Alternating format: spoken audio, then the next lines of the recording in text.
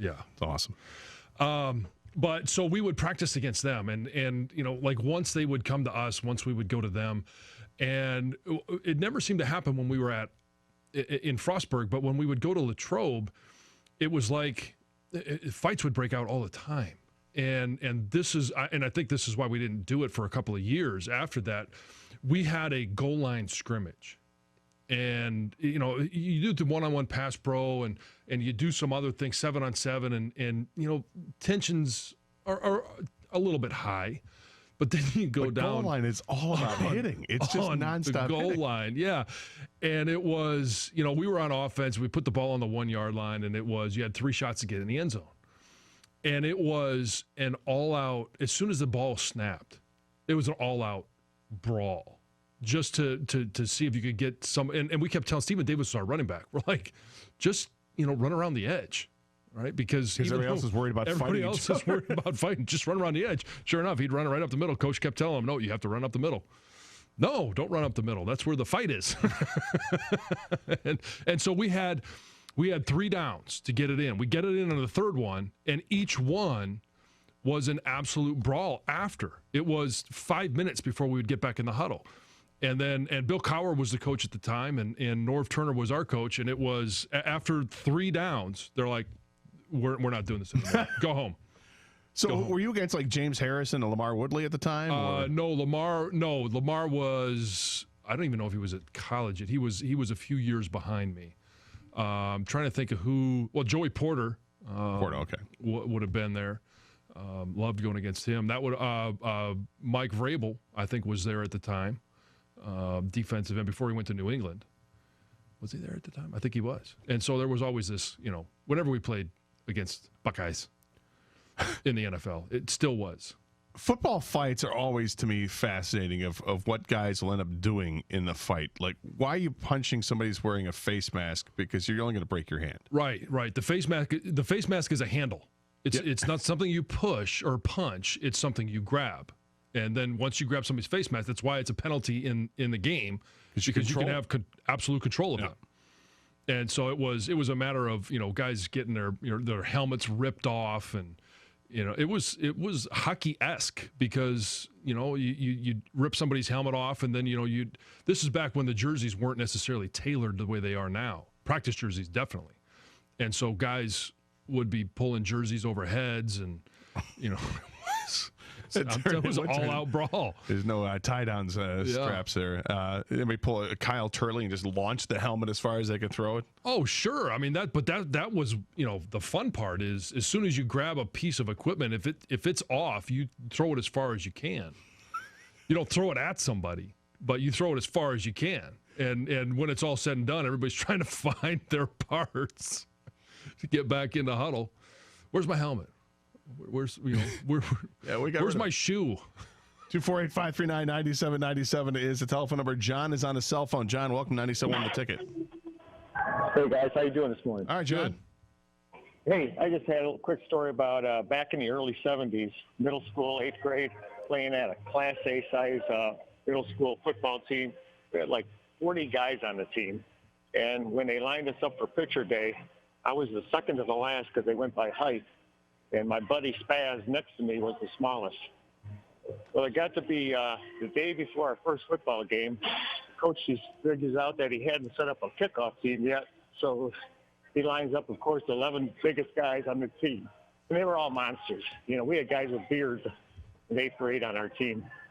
And they put me and Spaz out there to catch the football for them, just the 2 of us.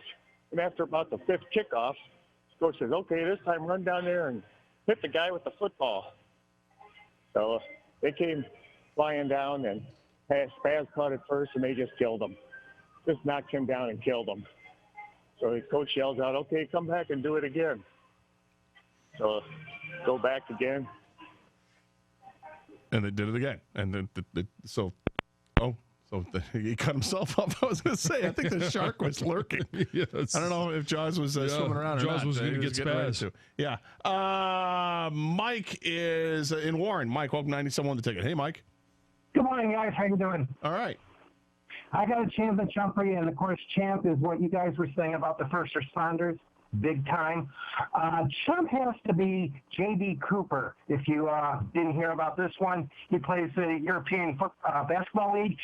He got suspended doing a drug test when he asked a girlfriend to use her urine to submit the drug test. He came out clean, but he was also declared pregnant. Huh. DJ Cooper.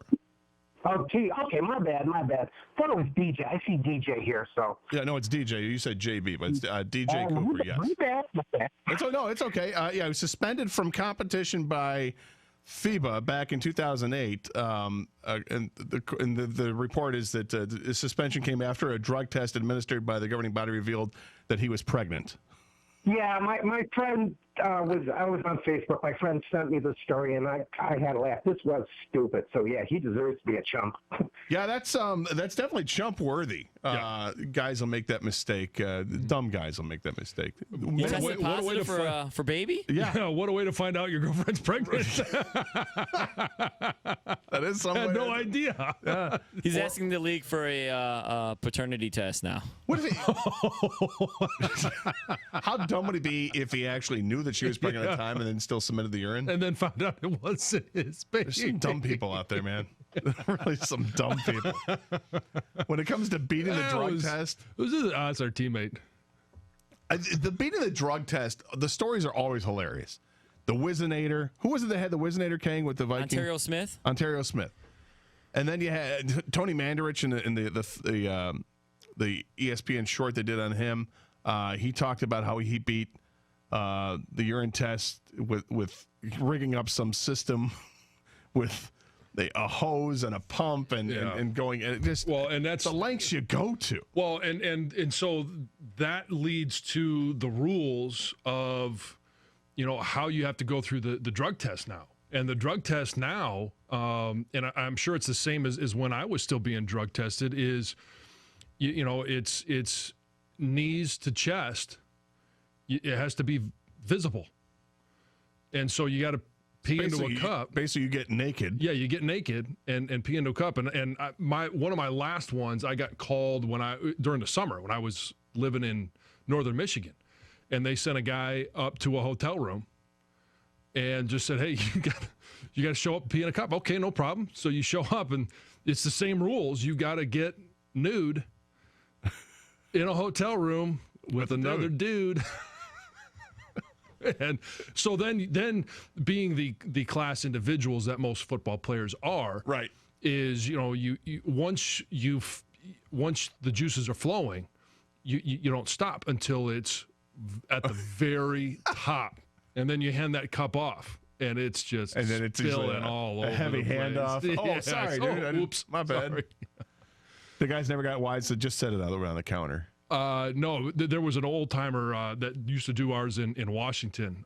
His name was Mr. Ford, and great guy. And he always used to. I mean, he would complain about it all the time. There's nothing he could do about it. So he'd wear his rubber glove, and we'd hand it off, and oh, you guys get me every time. You guys, why do you gotta fill it all the way? Well, once you start, you can't stop. Oh, just move the cup. I can't. It stings. I'm not wearing gloves. So I might get some on me. It's gonna hurt if I stop. You can't stop the flow. Once we flow, it goes. You man. said fill her up. Right, exactly. Yeah. Did you ever hear stories of the guys you played with or guys in the league at the time that just tried to usurp the system, the crazy things they would do to disguise the drug test? No, I never. I guess I never asked the question. And obviously, if they're trying to do that, they're not going to publicize it to teammates, unless you're a guy that, hey, how do you get by it? Well, right. So I never asked that question. So I guess I never knew who was or wasn't. Because you're just so squeaky clean. No, it's just, hey, there's a name on my jersey. All right? I'm playing for a team. There's some pride involved. Here we go. Come on. Keep going. Go ahead. Don't stop, Captain America. What else you got? You're not a whatever it takes guy, are you? I am within the rules. Within the rules? Within the rules. 248-539-9797 is the telephone number. Okay, this happened on Saturday. we talk about it all the time with our golf outing. We have the Interstation Golf Outing, the Stryker Classic, in honor of our friend Steve Stryker. And every year, bets are flying left, right, and center. Everybody's making side bets, right? And it usually involves Rieger and Leach because these guys can't pass up on a bet. It happened again on Saturday. Now there's controversy. Uh-oh. And we're going to ask people for the help and what they would do if put in the same situation. 248-539-9797. This is 97.1, The Ticket.